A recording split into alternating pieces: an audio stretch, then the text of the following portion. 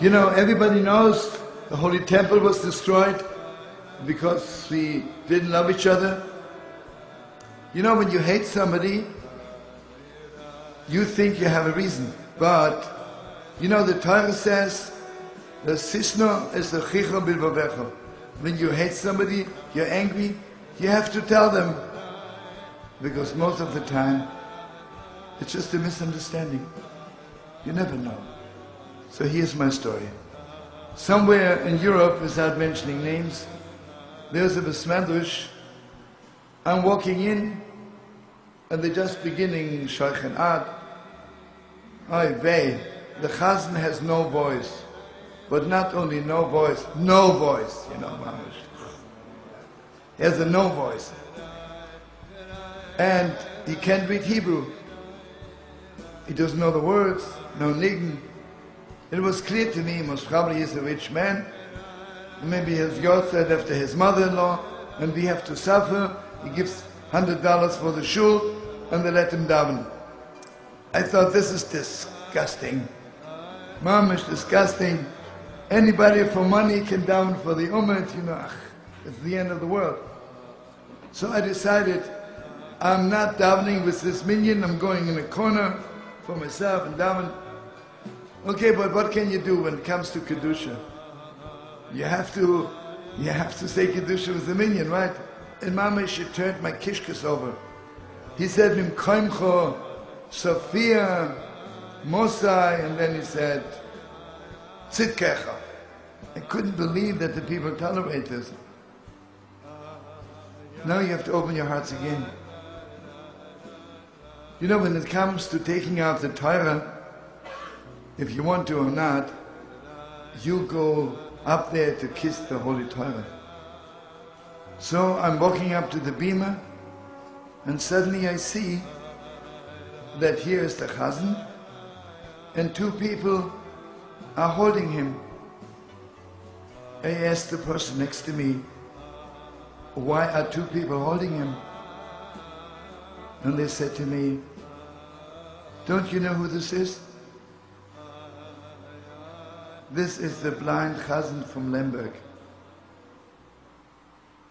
Before the war, he had the most beautiful tenor. And all of Poland was coming to Lemberg just to hear him daven. But Lemberg, he was 5 years in Auschwitz. When I looked at his face, I could see Lemberg. He had no more eyes, just scars over his eyes from the whipping. And Nebuch, he lost his voice. Nebuch. And he didn't want to daven. He says, I don't know the words, and I can't sing anymore. But the Yidden says, we remember you from Lemberg. Please, just one more time. Please. Who can bring all our prayers, all our pain before God, if not you? I mean, can you imagine how he was davening? If I live 1,000 years, I will never daven on Yom Kippur like he davened on that Shabbos morning. Thought to myself, where are my ears? This Yid was davening. Who knows where his prayers reached? And I didn't even have the guts to daven with him. But you know, my beautiful friends, whenever you're at the end, then God has compassion upon you, and something happens, and someone gives you back your neshama. As he was coming down with the Torah, two people were holding him. As he passed me by, instead of kissing the Torah, I kissed his hand. And he said to the people who are holding him, who kissed my hand? So they told him, Shlomo Carlebach.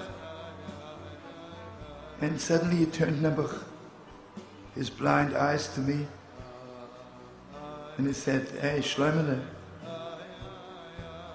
I like you Negunim.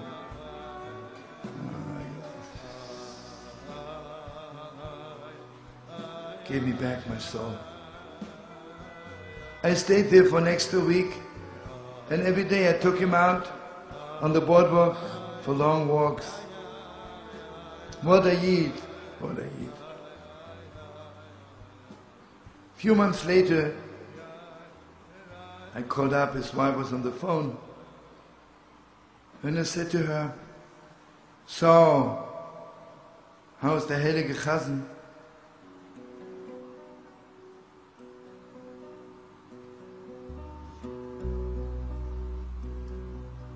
I called up and his wife was on the phone, and I asked her, how's your holy husband? How's the Heilige Chazan? And this is what she said.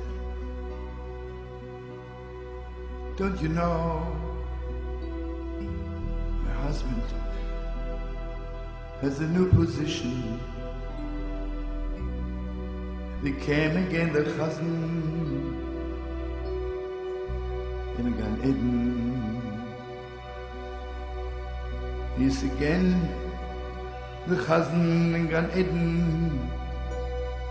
So the tzaddikim, so the holy people.